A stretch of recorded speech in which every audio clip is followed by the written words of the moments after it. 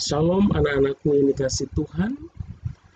Apa kabar hari ini? Bapak yakin dan percaya kalian semua diberkati oleh Tuhan. Haleluya. Hari ini kita berjumpa lagi dalam pelajaran agama Kristen kita. Dan hari ini Bapak memberikan tugas buat kalian untuk menghafal hukum yang terutama yang diperintahkan oleh Tuhan Yesus kepada kita. Anak-anakku yang dikasih Tuhan, di dalam hukum yang terutama ini ada dua perintah Tuhan yang sangat-sangat luar biasa yang harus kita ketahui dan harus kita lakukan di dalam kehidupan kita. Perintah yang pertama yaitu kita diperintahkan untuk mengasihi Tuhan Allah kita, yaitu dengan segenap hati kita dan dengan segenap jiwa kita dan dengan segenap akal budi kita. Itu artinya kita harus mengasihi Tuhan Allah kita. Kita harus mengasihi Tuhan kita Yesus Kristus dengan segenap hidup kita. Jadi ketika kita mengasihi Tuhan harus dengan segenap hati kita. Kita tidak boleh menduakan Tuhan. Ya, kita tidak boleh percaya kepada Tuhan tetapi percaya kepada yang lain. Kita hanya bergantung dan percaya penuh kepada kuasa Tuhan kita. Anak-anakku yang dikasih Tuhan, bagaimana caranya kita mengasihi Tuhan? Dengan segenap hati kita, dengan segenap jiwa kita, dan dengan segenap akal budi kita. Ya, Bapak mau kasih tahu ya beberapa hal yang dapat kita lakukan di dalam hidup kita sebagai wujud bahwa kita ini mengasihi Tuhan Allah kita, yaitu yang pertama kita harus setia, taat, beribadah kepada Tuhan. Inilah perintah Tuhan, supaya kita beribadah kepada Tuhan, kita datang memuliakan Tuhan.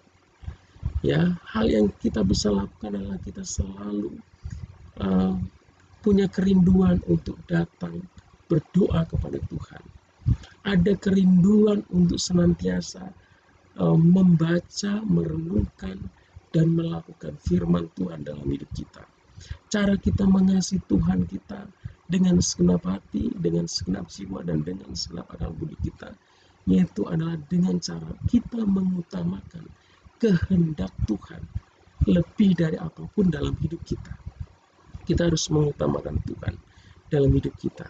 Ya, itu perintah yang terutama.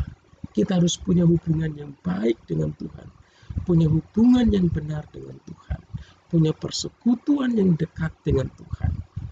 Ya, dan perintah yang kedua yang tidak kalah penting untuk kita lakukan dalam hidup kita adalah supaya kita mengasihi sesama kita. Dan firman Tuhan memerintahkan supaya kita mengasihi sesama kita itu seperti kita mengasihi diri kita sendiri. Coba bayangkan, setiap kita pasti mengasihi diri kita sendiri. Pasti kita tidak mau menyakiti diri kita sendiri. Pasti kita akan merawat dan menjaga tubuh kita. Pasti kita akan menghargai diri kita. Demikian pula Tuhan mau. Ya, ketika kita mengasihi orang lain, kita harus mengasihinya seperti kita mengasihi diri kita sendiri. Haleluya. Ya, jadi bagaimana cara kita mengasihi sesama kita? Atau mungkin kita bertanya, siapa sih sesama kita? Ya, Bapak mau kasih tahu, sesama kita yang Tuhan maksud adalah semua orang yang ada di sekeliling kita. Semua orang yang ada di muka bumi ini yang Tuhan ciptakan, mereka lah sesama kita. Bagaimana cara kita mengasihi mereka? Yaitu kita menghargai orang-orang yang ada di sekeliling kita. Kita harus berbuat yang baik, berbicara yang sopan, bertindak yang sopan. Ya, kita tidak boleh menyakiti mereka. Kan firman Tuhan katakan, kasihilah sesamamu seperti diri sendiri. Artinya kita tidak mau disakiti, kita jangan menyakiti orang lain. Ya, kalau kita tidak mau dihina, kita jangan menghina orang lain. Kalau kita ingin dihargai, kita harus menghargai orang lain. Kalau kita mau ditolong, kita harus terlebih dulu mau dan bersedia menolong orang lain di dalam kesusahan. Itu cara kita mengasihi sesama kita. Jadi kita harus melakukan apa yang baik, apa yang benar, dan apa yang bisa menghargai sesama. Itu yang dapat kita lakukan untuk mengasihi sesama kita. Oke, kita kembali kepada tugas kalian. Ya, hari ini Bapak memberikan tugas kalian untuk menghafal hukum yang terutama. Bapak mau kalian menghafal ayat ini dengan baik, ya, bukan hanya sekedar hafal, tetapi kalian juga harus menghafalkan dengan lancar, karena nanti Bapak akan nilai juga apakah ketika kalian menghafalkan ayat firman Tuhan ini, hafalnya itu sudah lancar atau belum. Ya, itu akan menjadi penilaian yang akan Bapak berikan buat kalian. Anak-anakku yang dikasih Tuhan, Bapak mau kalian dalam menghafalkan ayat ini, kalian lakukan dengan memejamkan mata kalian, dengan menutup mata kalian, karena Bapak ingin, ya, menilai apakah kalian benar-benar menghafal atau membaca. Bapak mau benar-benar kalian menghafal, ya. Bapak mau ingatkan anak-anakku ini kasih Tuhan, kita sebagai anak-anak Tuhan, tujuan di sini Bapak untuk kalian menghafal bukan hanya untuk menghafal saja, bukan hanya untuk menghafal firman Tuhan, tetapi supaya kalian apa? Supaya kalian juga menjadi pelaku daripada kebenaran firman Tuhan yang kalian hafalkan hari ini.